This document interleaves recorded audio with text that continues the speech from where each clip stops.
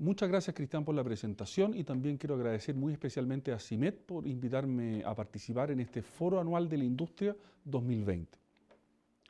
A estas alturas es un lugar común afirmar que Chile vive muchas crisis. Tenemos en lo inmediato una crisis sanitaria de contornos inciertos en la medida en que nos enfrentamos a un virus que no conocemos bien. Enfrentamos también una crisis económica que todo indica que será larga y profunda. Ni hablar de la coyuntura política, donde tenemos una seguidilla de elecciones decisivas en los meses que vienen. Al mismo tiempo, se seguirá manifestando de uno u otro modo la crisis social. Nuestra sociedad parece haber acumulado muchas tensiones y muchas asimetrías que no podremos seguir soslayando. Desde luego, todos estos fenómenos interactúan entre sí. El plano político depende en parte del sanitario, el plano económico depende del político y así sucesivamente. Todo esto es cierto y cada una de estas crisis merecería un análisis pormenorizado. Sin embargo, hoy quisiera detenerme en otro aspecto de nuestra situación. Después de todo, si nos sentimos en crisis no es tanto porque ocurran acontecimientos de distinta índole, lo que ocurre siempre. Lo propio de la crisis en rigor es poner en duda los fundamentos mismos del equilibrio dominante. La crisis es siempre un cuestionamiento y además es siempre una oportunidad que permite fomentar determinadas virtudes, como decía el historiador chileno Héctor Herrera Cajas. En este sentido, me parece que un modo particularmente pertinente de comprender nuestra coyuntura es mirándola desde un lugar que de algún modo la enmarca y la contiene. Se trata de la crisis que enfrenta nuestro Estado. En muchos sentidos, el aparato público está siendo hoy día exigido al máximo y no es seguro que esté en condiciones de responder a esas demandas. Me temo que esto no tiene que ver con la coalición que esté gobernando de turno, sino que la cuestión tiene ribetes más estructurales. La crisis sanitaria, por ejemplo, requiere un Estado con extraordinarias capacidades de gestión y de reacción para controlar esta pandemia. Además, necesitamos dosis muy elevadas de conocimiento técnico, porque en este plano no estamos dispuestos a renunciar a la ciencia, y ese conocimiento debe articularse de modo muy fino con la política. También esperamos que el Estado pueda ayudar de forma rápida y expedita a quienes más lo necesitan, a quienes se han visto más afectados. El Estado tiene que jugar luego un papel clave en la reactivación. En lo político debe lograr conducir el proceso que estamos viviendo, ¿no? Y también debería, desde luego, tener un papel relevante en la corrección de las desigualdades, al menos en las más urgentes. Esta breve lista, que no es exhaustiva, obliga a formular una pregunta en toda su radicalidad. ¿Es capaz nuestro aparato público de enfrentar todos estos desafíos y estas funciones? ¿Lo hemos dotado de los medios indispensables para ello? Es más, ¿nos sentimos activamente involucrados los ciudadanos en ese esfuerzo o más bien tenemos la actitud del consumidor insatisfecho como con un proveedor? Mi impresión es que por muchos y variados motivos el Estado chileno no tiene hoy la capacidad para enfrentar el momento histórico que vivimos y que mientras no resolvamos ese problema, nuestras discusiones corren el riesgo de ser al mismo tiempo muy interesantes e instructivas, pero vanas en definitiva. En su provocador ensayo, titulado Ensayo sobre la noción de Estado en Chile en los siglos XIX y XX, Mario Góngora sostenía en 1981 la tesis según la cual en Chile el Estado ha sido el principal configurador de la nación. En su mirada, nuestra historia republicana ha estado marcada por este hecho. El Estado ha sido el principal agente de desarrollo y de unidad colectiva. En su lógica no debemos entender por el Estado el mero aparato burocrático, proveedor de servicio, aunque esa dimensión por supuesto también es importante, sino también una fuerza espiritual, y me perdonarán el uso de la expresión, pero me parece imprescindible, digo, una fuerza espiritual capaz de proveer unidad social, ¿no? En el libro mencionado hay desde luego una crítica bastante explícita a la política económica de aquellos años que Mario Góngora llamaba planificación global. Han pasado ya casi 40 años desde que el historiador escribiera esas páginas, ¿no? Hoy sabemos que la economía de mercado le dio a Chile un crecimiento económico y una prosperidad inéditas que nadie podría negar. Pero también sabemos hoy día que esa prosperidad y ese crecimiento generaron tensiones que no siempre advertimos y que no siempre asumimos bien.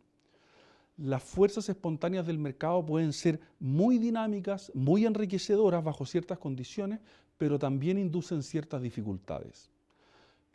Crecen las expectativas por un lado, el sistema no siempre cumple sus promesas por otro, la sociedad va perdiendo poco a poco sus instituciones de contención social, la sociedad misma se vuelve más anónima y así sucesivamente.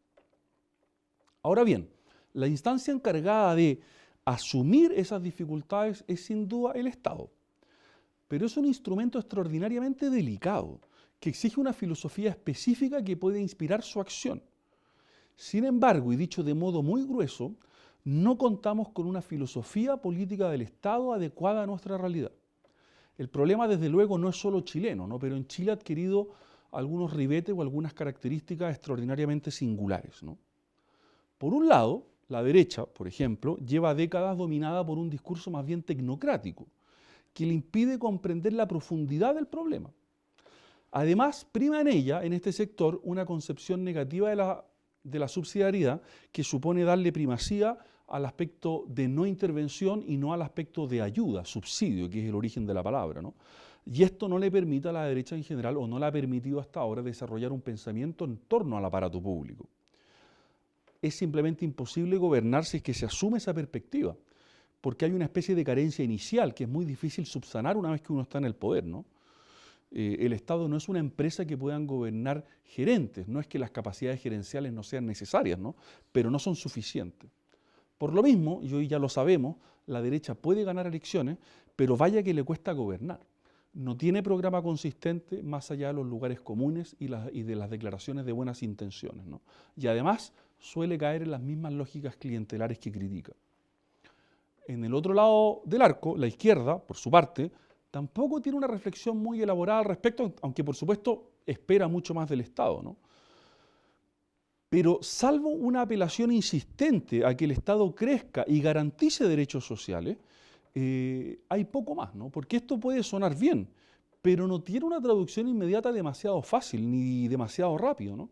Me limito por ahora a enunciar 3 dificultades que tiene la izquierda en este plano, ¿no? Y que ese sector debería tomar en cuenta si no quiere repetir la frustración de la experiencia de la nueva mayoría. Primera dificultad, ¿no? No tiene una propuesta de modernización del Estado coherente con todas las tareas que quisiera encomendarle. Voy a volver sobre este punto, pero me interesa mencionarlo ahora, ¿no? En segundo término, en el imaginario de la izquierda, el Estado tiende a entrar en conflicto con la sociedad civil, como que debería absorberla, como que está en competencia con ella, ¿no? Dado que, desde esta perspectiva, la sociedad civil es un lugar de intereses egoístas, se le opone o se le contrapone la acción estatal como si ella fuera sinónimo de pureza, lo que, por supuesto, no es el caso. Y en tercer lugar, la izquierda tenía una actitud poco leal con el Estado, ¿no? Y ha contribuido a debilitar su autoridad. Su aceptación más o menos tácita de la violencia de octubre y el no cumplimiento de las normas mínimas de convivencia hacen pensar por momentos que su compromiso con el Estado tiene un carácter más bien instrumental, lo que es muy problemático, ¿no? En honor al tiempo, me interesa detenerme en 4 aspectos fundamentales en los que me parece el Estado está muy lejos de las expectativas que depositamos en él y que revelan también las dificultades que acabo de mencionar en las aproximaciones de cada gran sector político. Voy a dar algunos ejemplos que son solo eso, ejemplos que sirven para graficar mi argumento y que no pretenden agotar la cuestión. Por la naturaleza de aquello que quiero sugerir, me veo obligado a poner el énfasis en aquellas cosas que no están funcionando muy bien en el Estado, pero esto no quiere decir que se haga todo mal, ni mucho menos, ¿no? Simplemente me interesa decir que no tiene mucho sentido cargarle más responsabilidades al Estado mientras no atendamos a algunos fenómenos que voy a describir en lo que sigue, ¿no? Mi tesis, para decirlo simplemente, es que será muy complicado superar la crisis actual, con independencia de la pandemia, con independencia del resultado del plebiscito y con independencia del eventual proceso constituyente que siga después, si es que no nos tomamos en serio los desafíos implícitos en estos problemas, ¿no? Primer problema. La tarde del viernes 18 de octubre del año 2019, en esa tarde se produjo la quema de varias estaciones del metro de nuestra ciudad. Al margen de todos los fenómenos que se desencadenaron luego, hubo allí un problema de seguridad nacional de primera importancia. Cabe recordar además que pocas semanas después del 18 de octubre se iba a celebrar en Santiago la PEC y la COP21, con autoridades internacionales de todo el globo en Santiago. El Estado chileno no supo prever ese ataque de naturaleza terrorista. Bajo nuestras narices habían grupos con la logística, la voluntad y el financiamiento para quemar el metro, y de eso nada supimos. Dado que el primer deber del Estado, el más fundamental, es proveer protección a sus miembros, la cuestión es más o menos grave, creo. De hecho, esto es más complejo si atendemos al dato siguiente. Han pasado 10 meses y la investigación aún no ha dado resultados dignos de ese nombre. Tampoco es que no hubiera antecedentes de cierta desidia, no sé, es que uno atiende un momento a lo que hace años ocurre en Chile con las barras de fútbol, en el Instituto Nacional, con el narcotráfico, ¿no? El Estado no ha dado muestras de mucha eficacia en este plano, ¿no? Y en rigor después el problema se prolongó, ¿no? Las fuerzas policiales no pudieron contener lo que ocurrió después, por carecer de legitimidad, por sus propios excesos y errores garrafales en algunos casos, por lo que fuere, el hecho es que Chile vivió días extraños, ¿no? Y basta recordar la tarde de ese martes 12 de noviembre, digamos, en que todos esperamos que el presidente hablara y lo que sentimos esa tarde, ¿no? Todo esto ocurrió con cierta complicidad de la izquierda, ¿no? Que se embriagó, creo yo, con la idea de derribar al gobierno, de hacerlo caer, ¿no? Y avaló, como sugería antes, el desafío explícito a la autoridad del Estado, ¿no? Por supuesto, aquí juegan ciertas teorías postmodernas que han penetrado en la izquierda, ¿no? Que conciben al Estado como un ente fundamentalmente opresor, ¿no? Y aquí, por supuesto, tenemos un problema, ¿no? Si el Estado sobre todo oprime, si el Estado es un macho violador, ¿cómo pretender que desde allí se puedan liderar reformas estructurales, ¿no? ¿Cómo cobrar impuestos, por ejemplo, algo tan elemental, ¿no? Un segundo problema en el que me interesa detenerme hoy día es la naturaleza social de nuestros problemas, ¿no? Tenemos inmensas masas de población que se han sentido, que se sienten desprotegidas frente a las incertidumbres de la vida. Ejemplos los conocemos todos, ¿no? Sabemos que la educación pública escolar tiene una calidad muy deplorable y el gobierno de la nueva mayoría puso la ficha y el dinero, digamos, y sus prioridades en la educación universitaria con la gratuidad. Sabemos que la salud no tiene un gran nivel, por decirlo de un modo elegante, la salud pública. Sabemos que tenemos un problema grave en pensiones, hace muchos años, y la lista podría seguir. Para todo esto, parte de la izquierda suele proponer, como decía, estado de bienestar y derechos sociales. Al margen de que esto tiene algunas dificultades objetivas, ¿no? Porque los estados de bienestar tienen problemas que han sido bien diagnosticados en la literatura, nos enfrentamos aquí con un problema mayúsculo y central, creo, ¿no? Es imprescindible modernizar y profesionalizar al Estado.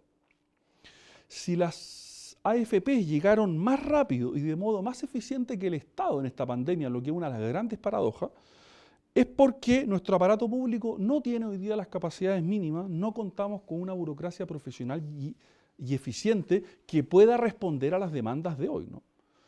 Y nuestro servicio público, me temo, no alcanzará los niveles requeridos mientras las reparticiones del Estado sigan siendo vistas como el botín de quien gana elecciones, ¿no? En esta materia, por supuesto, que se ha avanzado en las últimas décadas, diría, ¿no? Pero, insisto, ha sido poco en relación a lo que esperamos del Estado, ¿no? Requerimos de una burocracia weberiana, ¿no? Que tenga autonomía el gobierno de turno. Esto es muy caro, necesita muchos recursos humanos porque necesita profesionales de alto nivel y sobre todo es doloroso porque hay que pagar costos políticos elevados, ¿no? También implica descentralizar, ¿no? Porque hoy día tenemos muy claro que los problemas a lo largo del territorio no son siempre los mismos, ¿no? Todo esto lo hemos dicho muchas veces, yo estoy seguro que todos ustedes han escuchado todas estas cosas en varias ocasiones, ¿no? Pero el animal que nos ocupa tiene inercias muy grandes, ¿no? Por eso soy escéptico de los discursos grandilocuentes en torno al Estado, ¿no? Porque nadie o casi nadie se ha tomado en serio el instrumento. Ahora bien, esta tarea tan ambiciosa, tan difícil y tan importante solo puede ser acometida si tomamos conciencia también de los límites del Estado, que no podrá resolver todos los problemas por sí solo, ¿no? Puede ayudar a generar las condiciones para brindar mayor protección y dignidad a las personas, pero esto requiere de la colaboración activa de todos los actores de la sociedad civil, que no es el espacio de la sociedad civil del egoísmo, ¿no? Sino que es el espacio de la interacción humana. De allí la importancia de los gremios, de los sindicatos, de los gremios como este que nos convoca hoy día, ¿no? Que articulan la vida social, pero que requieren de un marco de acción estable, ¿no? Casi todas nuestras actividades, incluyendo las económicas, pero muchas otras, ¿no? Requieren del cuadro proveído por el Estado y se ven afectadas en su funcionamiento cuando el Estado no es capaz de ofrecerlo, ¿no? Esto implica, por mencionar un ejemplo relevante, tomarse en serio las necesidades de las familias chilenas.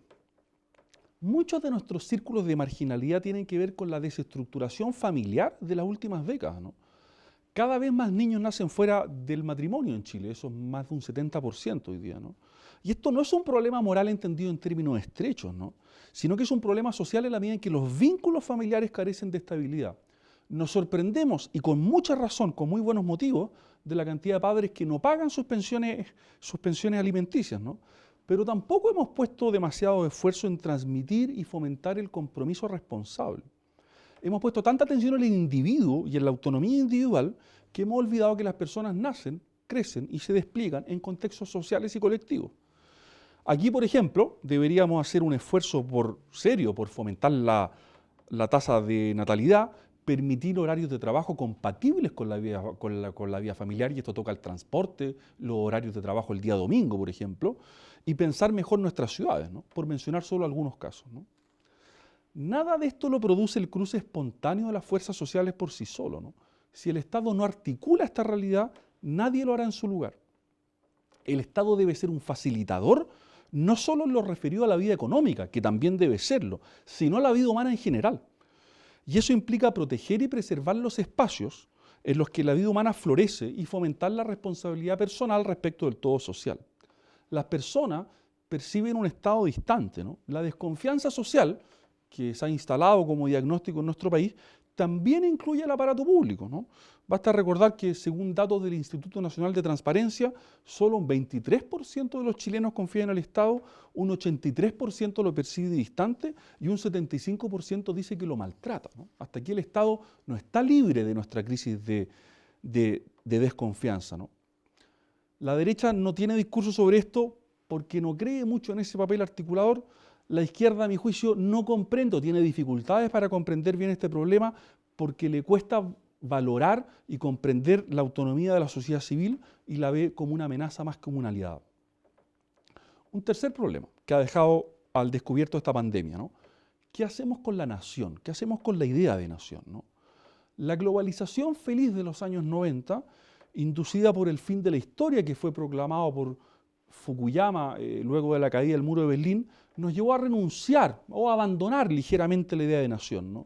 Se hizo dominante un discurso universalista, según el cual la historia terminaría por abolir las fronteras, molestas rémoras del pasado.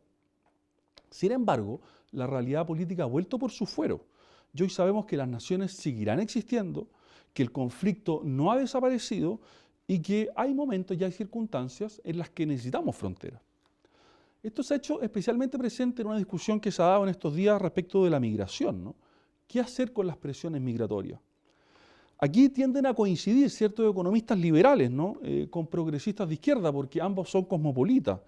Los primeros piensan que la inmigración está muy bien en la medida en que permite ajustar el mercado de la mano de obra, y los segundos creen que cualquier requisito de entrada a nuestras fronteras equivale a una insoportable discriminación atentatoria contra los derechos de las personas. El caso de la izquierda es especialmente llamativo, ¿no? Porque el mismo sector que suele reivindicar en el plano económico la capacidad del Estado para conducir y gobernar a las fuerzas del mercado, aquí se rinde frente al movimiento espontáneo de las fuerzas económicas respecto a la mano de obra, ¿no? La paradoja es demasiado grande para no ser notada. En cualquier caso, esta cuestión es problemática por varios motivos, ¿no? Por de pronto, el necesario e indispensable desafío de recibir a quienes quieren venir a nuestro país implica acogerlos en condiciones mínimas de dignidad. Y eso no ocurre. Todos sabemos, y lo hemos visto, en qué condiciones de vivienda suelen vivir muchos migrantes en Chile, ¿no? La pandemia ha hecho visible el hacinamiento, por ejemplo, ¿no? Ningún país puede absorber una cantidad ilimitada de inmigrantes, y Chile no es la excepción en esa materia. Por otro lado, los costos de la inmigración que existen y son reales no están repartidos de modo homogéneo en toda la población. Dicho de otra manera, los más vulnerables están más expuestos que otros segmentos, pues compiten por los mismos puestos de trabajo, por los mismos servicios, por la misma educación, por las mismas casas y por la misma salud. Negarse a ver estas tensiones es simplemente miope y, peor aún, constituye el mejor camino para desencadenar luego reacciones patológicas, ¿no? Como son el racismo y la xenofobia. O sea, si nos negamos a ver que estos problemas existen, naturalmente vamos a tener eso como resultado, ¿no? Urge entonces que el Estado chileno pueda dar un marco razonable que equilibre los distintos bienes en juego sin rendirse a fuerzas supuestamente inexorables. Pero nuevamente esto requiere una reflexión muy sofisticada sobre el papel y la responsabilidad del Estado que nadie parece estar en condiciones de ofrecer. Cuarto y último problema que menciono hoy. De algún modo, todo lo que he dicho hasta aquí, ¿no? Hay un problema que lo cruza transversalmente, ¿no? Y guarda relación con el sistema político. Nuestro régimen hace tiempo que dejó de procesar adecuadamente las demandas sociales. Es un sistema encerrado en sí mismo, entrampado en sus lógicas y desconectado de los grandes anhelos mayoritarios del país. Aquí los motivos son múltiples, ¿no? Y hay mucho diagnóstico, pero me interesa mencionar muy brevemente dos factores que me parecen especialmente relevantes, ¿no?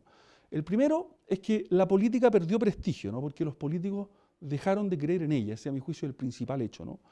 La abdicación de la concertación respecto de lo obrado en los 20 años que gobernó y en la manera en la que se dio frente a las demandas de la calle el año 2011, horadaron las capacidades de conducción de la centroizquierda en Chile, ¿no?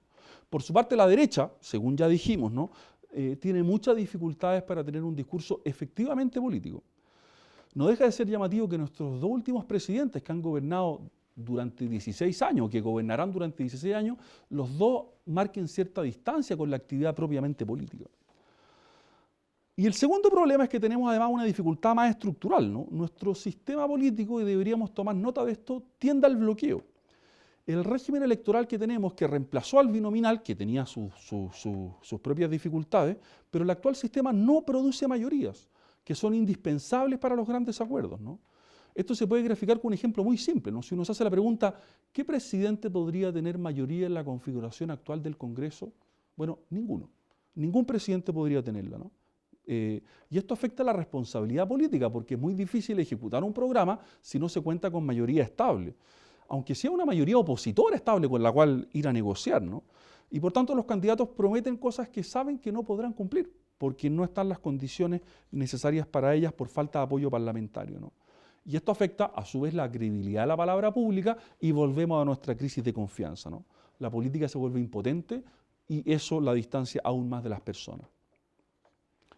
Estos cuatro fenómenos que acabo de describir muy esquemáticamente, por favor, ¿no? Y tomado un poco al azar, ¿no? Uno podría multiplicar los ejemplos, muestran que no contamos con una reflexión sobre el Estado a la altura de los desafíos contemporáneos, que son enormes, ¿no? En esas condiciones no podremos hacer mucho más que girar en círculos. Es claro que no podremos salir del atasco actual sin fortalecer en algún sentido nuestro Estado, ¿no? Pero pocos han tomado el trabajo de pensar qué significa eso, qué implicancias tiene y cómo podría hacerse, ¿no? Sí, para volver a citar a Mario Góngora, ¿no? El Estado ha de ser el gran articulador y el gran mediador de los intereses sociales. Entonces me temo que no tenemos tarea más urgente que la de darle curso a esta reflexión. Muchas gracias nuevamente a CIMED por haberme invitado a participar en este Foro Anual de la Industria 2020.